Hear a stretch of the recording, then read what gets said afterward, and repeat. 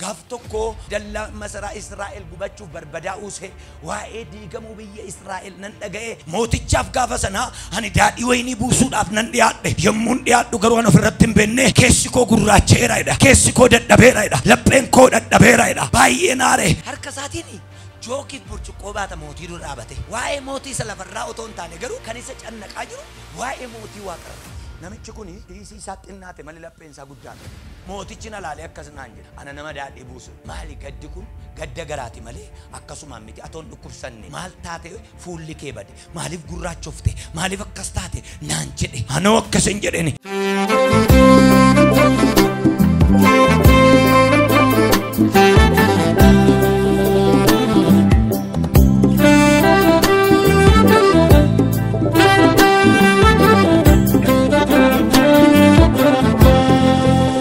Macaafa Embaaqoon boqonnaa 3 lakkoofsa 17 mukti harbuu yoo daraaruu dhabaate iyyuu mukti waynii mukti ejersaa yoo ija godhachuu dhabaate iyyuu maasiin midhaan yoo baasuu dhabaate iyyuu hoolonni gorannoo keessaa saawwanis dallaa keessa yoo jiraachuu dhabaatan iyyuu ani Waaqayyotti nan ililchaa Waaqayyo isa na fayyisutti nan gammada. Lakkoofsa 19 Waaqayyo Gooftaan jabina kooti. Inni akka borofa collee akkan ta'u hin godha. Iddoo ol ka'arras ana hin dhaabachisa. Liphisiyoos boqonnaa 4 lakkoofsa 12 kaasaati. Ani jireenya gaddeebi'aa jiraachuu beeka. Wanta barbaachisu gaariitti qabaachuus beeka. Ani waan hundumaa kamittis quufatti beelattis irraa hafaa qabaachuutti hunduma isaa beeka. Dhabuuttis nan beeka. Jabina Gooftaan anaa kennu waan hunduma gochuu nan danda'a. ኃይልን በሚሰጠኝ በክርስቶስ ሁሉን ነንደንዳ ጀዳሜ ደበላቲ ኢያ ነንደንዳ ሄዳሜ ማለት ዋቀዮ ጀቢና ኮቲ ጀዲሜ ማለት እግዚአብሔር ኃይሌና መድኃኒቴ ነው። ዋቀዮ ጀቢና ኮቲ ዋቀዮ ሁምና ኮቲ እግዚአብሔር ኃይሌና መድኃኒቴ ነው። ሃሌሉያ ዋቀዮ ማልኮ ገቲቴፍ ጀቢና ኮ ዋንቴፍ ሜ ዋቀዮ ጀቢና ኮቲ ጀዳሜ ማለት ዋቀዮ ጀቢና ኮቲ ጀዳ መጣማትን አውቃለሁ ማትረፍን አውቃለሁ መክሰርን አውቃለሁ ኦልበኡ ቤካ ገዲቡ ቤካ ቤላ ቤካ ራፋ ጅራቹት ቤካ ደበኒ ሞቁላተውት ቤካ አን ጀሬትዩ ከነ ሁንደነምኒ ቤኩ ጀደ መቃ ዋቀዮቲን ዋቀዮ ጀቢና ኮ ዋንቴፍ አን ክርስቶስ ኢየሱስን ሁንዱማዩ ነንደንዳ ሰባቢ ክርስቶስ ወንተት እንደንደኝ ተኩስ ያቺንጁ waan keessa jirtu keessa ba'uu dandeessa araada keessa ba'uu dandeessa dhukkuba keessa ba'uu dandeessa kisaraa keessa ba'uu dandeessa waan amma keessa jirtu keessa ba'uu dandeessa waaqayyo humna kee jabina kee waan si ta'eef Iyyoob boqonnaa 14 lakkoofsa 7 muktillee yoo murame maal qaba abdii qaba hundeensaa lafa keessatti yoo tortore maal qaba abdii qaba jirmi isaa yoo unkutaa'e maal qaba abdii qaba namni garuu abdii maalii qaba lubbuun isaa keessaa baanaan abdii maalii qaba lubbuun isaa keessaa fudhatamnaan abdii maalii qaba hafuurri keessaa fudhatamnaan abdii maalii qaba boqonnaa 42 irratti dhufeetu ati waan hundumaa gochuu akka dandeessu nan beeka jabina namaa tawakkati dandeessu nan beeka mukti sababaa bishaanii sababaa foolii bishaanii erga biqiluu erga deebi'eelatuu danda'e hilmi kee namni kee immoo hafuura keerraa kan ka'e jabina keerraa kan ka'e hirree keerraa kan ka'e gargaaruu keerraa kan ka'e deebi'ee ka'ee dhaabatee ililchuu hin danda'a. Nami tokko amee yoo jedhe deebi'ee ka'uu hin danda'a.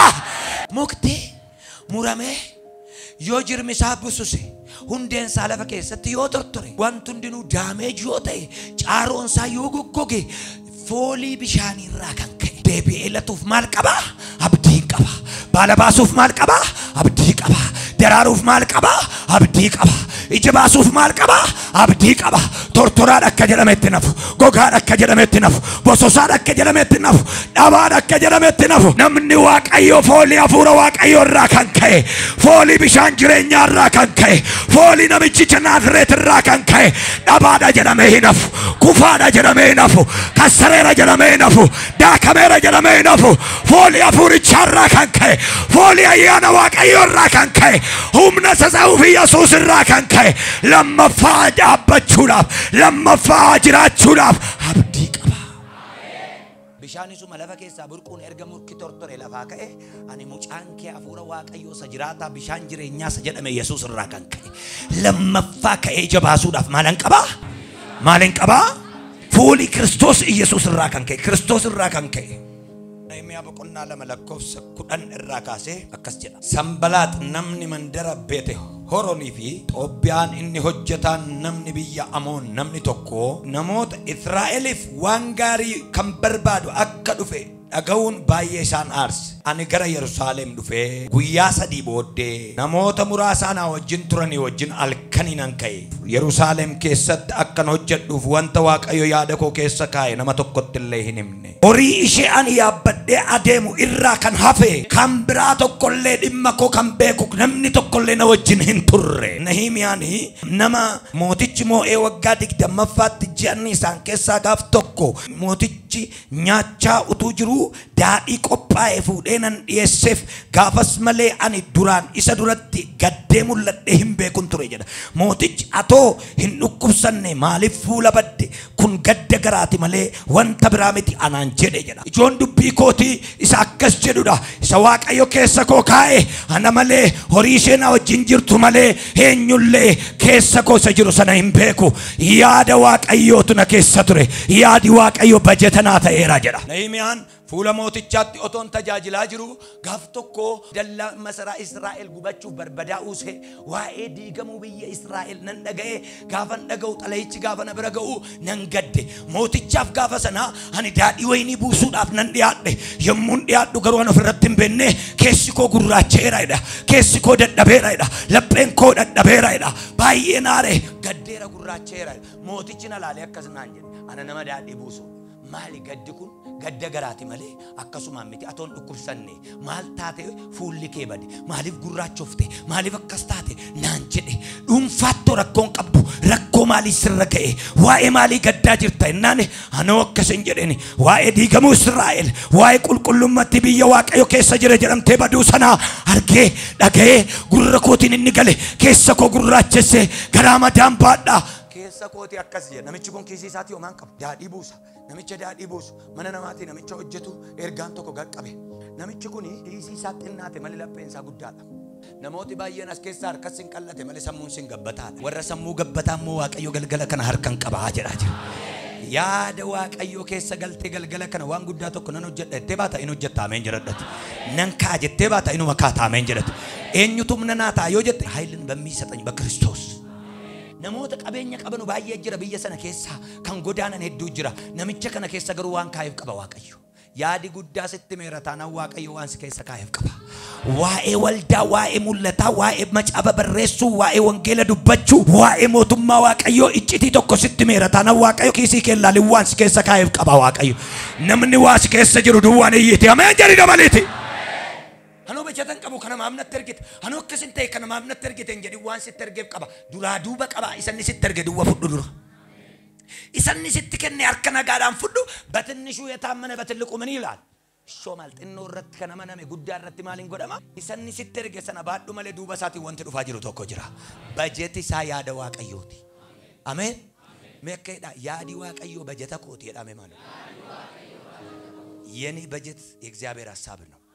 ስለዚህ ነምቹ ኩን ዳጋይቱ አላወቀም ሆጂሳ ኢዲሌናም መነነማ ሆጀታ ድርቀማ ኦቱ ጋፈሰና ወያሳ ባሲ ኩላ ቡሴ እንደንዳ እትቶላ ቱሬ ገሩ ማልተ ይረ ነምቹ ኩን ሆጀታ ሆጂሳ ኢዲሌ ኦቱማ ኢዲሌ ሆጂ ኢዲሌሳ ሆጀቱ ሀርቂሳ ዳዲ ይረጅራ ያዲሳ ገሩ እስራኤል ኬስ ይራ ያዲኬ ጉቱማ ጉቱት ክርስቶስ ወጅኒን ያዲኬ ጉቱማ ጉቱት ሰዋቀዮ ያዴ ወጅ ሀርቀሳቲኒ ጆኪ ቡርጭቆ ባተ ሞቲ ዱራበቴ ዋኤ ሞቲ ሰለፈራ ኦቶን ታኔ ገሩ ከኒሰ ጨነቃ ጅሩ ዋኤ ሞቲ ዋቀራቲ ዋኤ ሞቲ ዱዌ በዶቶን ታኔ ሞቲ በረበራ ኤልሻዳይ ሰጀደሜ ሰበንቲ ዋቀረታ እስራኤልን ቆባት ዱንፈተ ዱንፋ ከብይታተ ከመንት ዲገምት ጀደ ገራንሳ ገዳ ጅራ ገሩ አርከሳቲኒ ሞጂ ዲሌ ሳረጀ ሪሊ ጃርቲ ታይ ጃርሰ ታይ ኡሙሪን ስረ ደርቡ ኡሙሪን ከንገይን ለፈጣበቱ ለዋነ ተጀቱም ቤኩ ገሩ በረኩ መለማፍ ቆጠር ባጉቱ ሲጀላ ቀበራ Uma saya kota lavati bosa.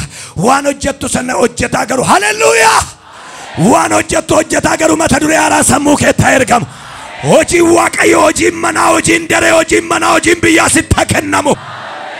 Namichi humna qabu daadhii buusa. Namicha daadhii buusu samu keetiin dhaqi barbaadi mana daadhiiti. Namicha daadhii buusu namicha mana namaati miila namaa dhiqu dhaqi barbaadi yaada keetii yoo beekta ta'e. Namicha kanatu waa'ee diigamuu Israa'eliif mataan dhukkubsataa jira fuulli isaa gurraacha jira. keessi isaa fuula isaa irratti mul'ata. Wanti keessa isaa guute yaadi Waaqayyoo inni keessa isaa guute fuula isaa irraa booldi ta'ee mul'ata ture. Inni fature gadduunsa, inni fature maraataa jira. Sammuun badeera namicha kan waan qabee jiru otoo hin taane sammuun isaa qabee jiru duuka jira. Maal taate? Gadda garaati malee kun inni fuula kee irraa mul'atu kuni dhukkubas miti ati baay'ee gadditeetta maal taate ennaani magaalaan gooftaan koo adda baafate sun babbadde waa'ee waldaatiif quuqama addaatiin lafaa si kaasee harka qabu. Baroota kana kan waldaa irratti haasa'an tuguute malee kan waldaaf haasa'an hin jiranu maqaa gooftaa Yesuus waa'ee waldaatiif nama garaan gubatu waa'ee diigamuu dhala namaa waa'ee diigamuu biyya waa'ee diigamuu kiristaanota waa'ee jilba diigame waa'ee kadhata diigame waa'ee kwaayirii diigame waa'ee faarfatoota diigamaniitiif namni maraatu tokko iddoo jirutti jiraate amee yoo jette si haa ta'u Yesuus. Achi taa'ee gubata maal siif godhu enna xalayaa bicuu seenaa kenni maal kan jedhu karaa irratti fittasha maaliif deebii sirriin deebisum afaan koo muka kana jedheera danda'ee eessa deemta gaafa sanaan jedhuun achan deema jechuun danda'u haarii garaa koo keessa jira himimmaantu natti dhufa maal taate akka namni naan jedhuun barbaadu anatu beeka waan garaa kooti yoo namatti mes immoo furmaatan argadhu furmaanni koo gaara jira waan ta'eef namni tokko akka karaatti naan hin haasofne namni tokko maal taate akka naan hin jenne xalayaa xinnoo irratti calluma jedhaa dabarsaa kan jedhu barreessinaa kenni yamooti dhaqee waan an godhu yoo nabe daaraa magaalattii keessa taa'ee tamboo'a iddoo gubateera jedhame sana keessa naqee taa. Xalayaa bicuu seenaa kenninaan akkas jedhe dabarsaa calluma jedhaati. Galgala kana jecha tokkitti dabarsaa jedhu barreessanii siif kennamu. Jirma qirixamee nama duraa ka wargaan jiraan ameen yoo jette dabarsaa kan jedhu xalayaan jecha gabaabduu tokko siif kennamu. Dhiiga oolicha Waaqayyootiin chaappeffame chaappaa isa Saabilooniif jiibiidhaan rukutamu otoo hin taane dhiigicha arginaan eenyullee dura dhaabatu dhiigicha arginaa seexanillee dura dhaabatu chaappaa dhiigichaatiin torba rukutee kan girgee kan raasgee dabarsaa namni kun yaada kootiin qabameera kan jedhu dabarsaa waa'een koo isa gashaa kan jedhu akka namni tokko sin gaafanneef dabarsi kan jedhu caafamee siif kennu. Maal sii godhu jennaan baajeta isaa minaaminii seenamichi lakki dabarsaa. Nami tokko akka karaatti na gaafatu hin barbaadu. Keessa koo himachuu hin danda'u waan keessa kootiif ni waa'een diigamuu Israa'el waa'een caccabuu biyyattii na guggubeera. Kanaaf isa kanaaf akka itti jennan dabarsaa kan jettu bicha barreessinaa kenna. Hamma andaara biyyattiitti jennan hammati Israa'el galtutti hammati magaalaa kana keessatti baatutti nami tokko sin gaafatu xalayaa kana fudhuu deebi'e. Nahimiyaan gaafa ba'u waan Waaqayyo keessa koo kaa'e kana nama tokkotti himne. Harree yaabbii ani irra taa'ee deemuun alatti nami tokko illee na biran turre jedhe. Biyya gubatteetti baddeetti jedhamtu sana ijaaruuf gaafan deemu bajeti koo yaada Waaqayyooti. Ameen ameen ameen. Kiisii koo laaleen kaane mootichatti hirkadheen kaane mootiin kun na gargaara jedheen kaane biyyatti hirkadheen kaane namatti hirkadheen kaane firan qaba jedheen kaane Waaqayyo sa yaada isaa laphee koo keessa kaa'e akkan isaaf maraadhu akkan mana isaatiif guggubadhu akkan danda'u isatti hirkadheen bare malee kiisii kootti hirkadheen barre waan miilanaa kiisii keetiin miti Waaqa keetiin siif raawwatamu bayye. Akkas jedha wanta Waaqayyo yaada koo keessa kaa'e nama tokkotti illee hin himne.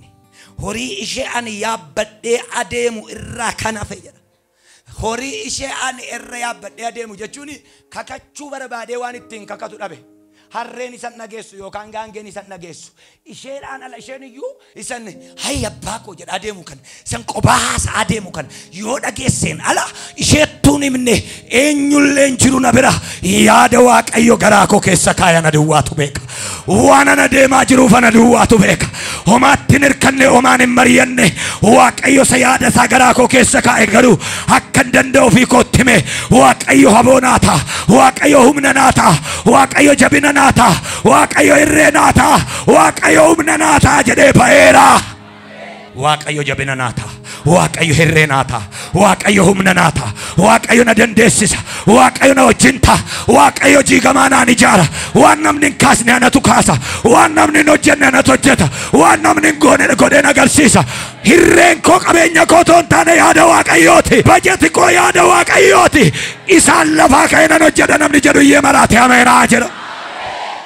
Namoonni yeroo hundumaa maqaa keessiin jedhu silkii keessiin jedhu silkii isaanii irratti sirraanfachuu danda'u. Maqaa keessiin jedhu maanguddoonni immoo namoonni waggaa 50 olii immoo maal godhu iskiriiptoo isaaniitiin galmee isaan irratti barreeffatanii dhaqanii irra taa'u maqaa kee irra taa'u. Gooftaan garuu silkii irratti sin galmeeffanne kaardii irratti sin galmeeffanne maal irratti barruu harka isaarra jira. Amma gaafa harka isaa ilaalu raajii minteen qaba jedha. Waggaatti yoo si irraanfatan harrayyuu si yaadataa jira Waaqayyo. nan danda'a jedhee maal really ani kana booddee deebi'ee ol dhaabbachuu hin dandeessa hararri isaa baay'eedha ani deebi'ee indagana hojiitti hin gala hin dandeessa namni tokko yiitii isarraa kan ka'e nan danda'a jedhee maal diikamaa isaa ijaaruu namni danda'u ameenaa jedhu Israa'eliif yaada gaarii kan qabu gaafa dhufu Xoobbiyaa Sanbalaatiif geessama Arabichi naaraniidha yaada gaarii waldaa kiristaanaaf ati qabaannaan mataa ofirraa jiru yaada gaarii biyyattiidhaaf kan qabu gaafa dhufu inaaraniidha geessem Sanbalaat Xoobbiyaan inaaran yaaduma gaarii hojjechuu isaatiin miti yaada gaarii inni qabu akkasumas immoo irreen gargaarsa Waaqayyoo inni gaariin ana wajjin akka jiru dubbiin mootichi natti dubbate isaanitti nan hime isaanis deebifanii warri Israa'elotaa deebifnee ijaaruu jalqabna egaa erga Waaqayyoo si wajjin jiraate maal fiddee dhuftee jedhanii gaafatanii warri jalaa diigame maal fiddee dhuftee innaan iccitii Waaqayyoo isatti dubbate duwwaa ittime bajeti koo yaada Waaqayyoo maal fiddee dhuftee innaan yaada Waaqayyoo Israa'el deebitee ijaaramti kan jedhu yaada qaba Waaqayyoo deebi'ee dhaabata kan jedhu yaada qaba Waaqayyoo kanaaf isan fidee dhufe jennaan akkas jedhan egaa deebifnee ijaarra lakkoofsa 19 Sanbalaat namni mandara beete Horoon Xoobbiyaan inni hojjetaan manni biyya Aroon Geesheen Arabichi kana yommuu dhaga'an garuu tuffatanii nutti ga'isan gooftaan inni kan bantii Waaqaa immoo nuuf hin qajeelcha isin garuu Yerusaalem keessaa qooda nuuf ta'a kan jettan yookiin seenaa hin qabdan nun jedhina Waaqayyoo nu gargaaraa jedha nu Yihuudoonni dallicha deebifnee ijaaruu akka jalqabne bajeta malee yaada Waaqayyoo duwwa qabatanii karoora Waaqayyoo duwwa qabatanii dookimantii malee waan tokko malee nu dallicha ijaaruu jalqabne jedha namoota garaagaraatiif nan hiree jedha macaafi qulqulluun afaan Amaariffaa maal jedha አንዳንዶቹ በር ሰርቶ መቃን ሰርቶ ቀድሶ ለእግዚአብሔር አደረጉ ወይ ቀደሱት ይላል ምን ማለት ነው ሆጀተኒ መነ ሙካሳኒት ወሪ መነ ሙካ ቀበን መነ ሙካሳኒት ደላ ኢጃራኒ ጋፋ ሆጀተኒ ገሩ ሆጀተኒ ፊደኒቱ ለእግዚአብሔር ቀደሱት ማለት ምን ማለት ነው ለዩለት አከን ዴብስነቲ Waaqayyoof kennan ይጀቹ geessani nu Yihuudoonni dallicha deebifne ijaaruu akka jalqabne Sanbalaat yommuu dhagaye baay'ee aaree hin dheekkame nutti hin ga'isee jedha guyyaa tokkotti fixna jedhanii yaaduuree amma dhagaa gubatee caccabee tuulame kanaan akkuma inni jirutti deebisanii ittiin ijaaruu danda'uuree jedhee dubbate Xoobbiyaan Amoonichi inni isa bukkee ture sun immoo jarri kun maal ijaaraa jiru dallaa isaan dhagaadhaan ijaaran kana wangoon iyyuu otoo yaabdee hin caccabsitii ittiin jedha namoonni garaa isaanii guutuu waan hojjetaniif jedha Xoobbiyaaf geessam Sanbalaat isanii jedhu dhaggeeffadhaa guyyaa tokkotti fixna jedhanii yaaduuree dhagaa gubatee caccabee tuulame kanaan akkuma inni jirutti deebisnee ittiin ijaaruu danda'uuree jedhee dubbate Xoobbiyaan jedha lakkoofsa 3 Amoontichi inni saba bukkee ture immoo jarri kun maal ijaaraa jiru dallaa isaan dhagaadhaan ijaaran kana wangoon iyyuu utuu yaabde hin cabsitii jedhee dubbate lakkoofsa 6 namoonni na wajjin turan garaa isaanii guutuu waan hojjetaniif nuti dafnee dallicha ijaarree asii ol isa walakkeessine otuu isaan dubbatanii raawwatin otuu isaan jedhanii raawwatin Waaqayyo dandeettii waan nu ta'eef bajeti keenya gooftaa waan nu ta'eef namoonni yaada tokkoof garaa qajeelaadhaan waan ijaaraniif nu immoo hojii kana hojjennee guyyaa tokkotti qajeelchinee dhaabne bajeti keenya Waaqayyo waan nu ta'eef humni keenya Waaqayyo waan nu ta'eef hirreen keenya Waaqayyo waan nu ta'eef ijaarree ol kaasnee dhaabne harka duwwaa namicha mana daadhii ture mana ijaarre jedhaan jiru namichi kun biyya gubate ijaarre biyya deebisee ijaaruu danda'a yaadi Waaqayyo kiisiin kee keessa inni jiru makiina bituu danda'a kiisii kee keessa inni jiru mana tokko ijaaruu danda'a yoo baay'atee sirra darbe obboleessa kee gargaaruu danda'a hiriyaa kee gargaaruu danda'a yaadi Waaqayyo kiisii kee keessa ton taane laphee kee keessa jiru garuu biyya diigame deebisee ijaaruu danda'a addunyaa butute deebisee ijaaruu danda'a ati nama surree geeddarachuu hin dandeenye ati nama mataa kee murachuudhaaf birrii 50 dhabee maraatu lafatti ciistetti garuu akkas jedha Waaqayyo maaroo daanaa baadiyyaa noobattiyaa waan biyya ijaaru tokko fidees keessa kaa mul'ata addunyaa ijaaru fidees keessa kaa hirree Waaqayyootiin nan danda'a nami jedhu ameenaa jedhu humna sanaaf ta'u Kiristoosiin hunduma isaa garkamiin ijaarta hunduma isaa meeqan isaa hojjetta hunduma isaa mee hunduma isaa hidhame maal namicha mana daadhii ijaaru tokko biyyattiin ijaaruu barbaade Waaqayyo maal akkan isin hojjechuu barbaade hin beeku lafati jirtu illaalin mandara keessa jirtu illaalin hin dandeessa sin jechaadha ergansi wajjin ta'e hin dandeessa siin jedhaa jira. Akkamittiin deebisa sati jette Waaqayyo kedhe ani garuu bajetan sii ta'a hin deebistaa. Waaqayyo immoo maal siin jedhaa jira dhiisi hunduma isaa ani harkan sii ta'a jedhaa jira. Mee harka kee ol kaasii nan danda'a jedhime maalo.